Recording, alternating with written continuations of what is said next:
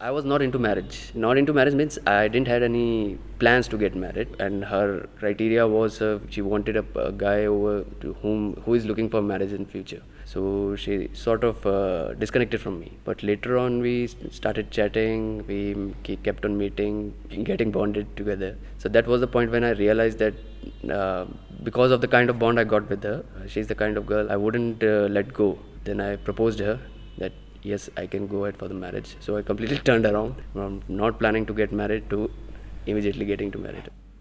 When we started with the conversation, it was like, so we'll go for a court marriage thing. There shouldn't be much pomp and show. Give a small reception to that. Because we feel that marriage में इतना ज़्यादा खर्चा करना is not very sensible thing to do.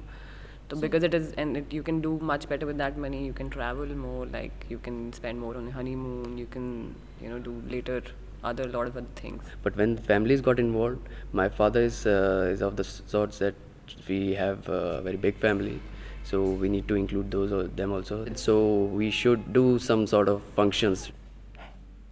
Like every bride wants a certain kind of clothing you will wear. Obviously, there was a picture in my mind which I want to wear.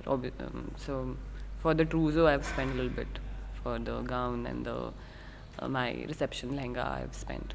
Gold is one of the investments which we have made for the wedding, because my parents really wanted that I wear real for at least the fera functions and all of that.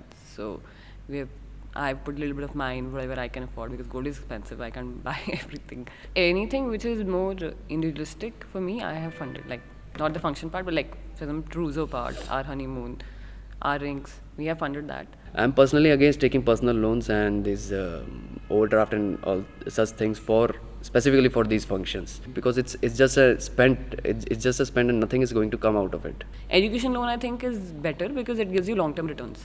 Like, it will give you a lot of avenues to make money out of it. So you should not compromise on that because it is a growth prospect. So basically, it's like taking loan for investment purpose is fine for us with us. Other than that, we are negative about it.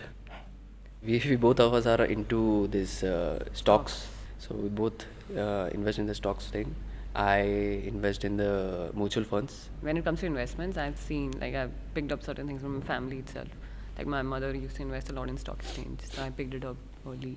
We have not considered financial planner so far, because the extent of investments we were making were not that high also. See, I think in terms of financial advice, the qualities which I would consider is, first of all, how much experience that person has, personally, professionally, whatever, job-wise. Secondly, the trust factor, because personally there is a trust, that, but professionally I will have to first see, test, and then I can figure whether I want to put money or not. The other thing is what kind of investments he has, he himself or he has suggested others which have worked really well, or it's in the process of working, and if others are suggesting, or is there any sort of a word of mouth, the other people are giving me information about that particular person. Honestly, it's very difficult to trust unless you have a very long-term relationship.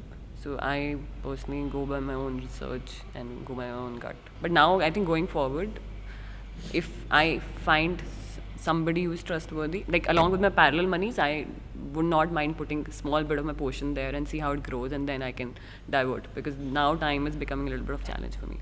I think money gives you freedom is the biggest thing. You don't have to depend on your parents. You don't have to, like, even as a spouse, I would want to have my own freedom. जैसे मुझे खर्चा करना हो, जैसे जहाँ मेरी शौक हो, मैं पूरे कर सकूँ. So आप एक चीज़ से बंधे हुए नहीं रहेंगे कि आप एक ही वो 9 to 5 वाली जॉब में बैठे हुए हैं, उसी में continuously you are slogging, and you are not able to explore other things. It also gives you a certain kind of stature. I think psychologically, subconsciously, it gives you that, like, okay, if you're not earning, people judge you. That's the kind of, that. So you can maybe, the society acceptance, subconsciously also, I think it plays a certain kind of a role. It gives you self-projection, तुम्हें अच्छा लगने लग जाता है.